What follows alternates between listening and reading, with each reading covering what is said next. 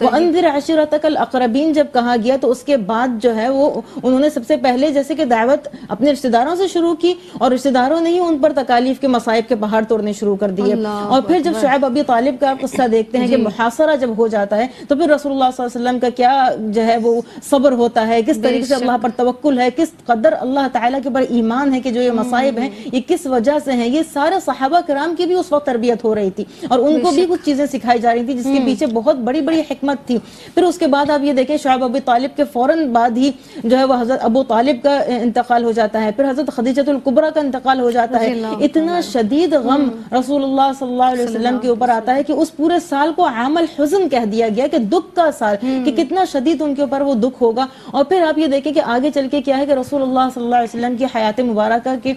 جب وہ رسول اللہ صلی اللہ علیہ وسلم حیات تھے تب ہی ان کے سارے جو اولاد تھی ان کا انتقال ہو گیا، سوائے فاطمہ الزہرا کی جو ان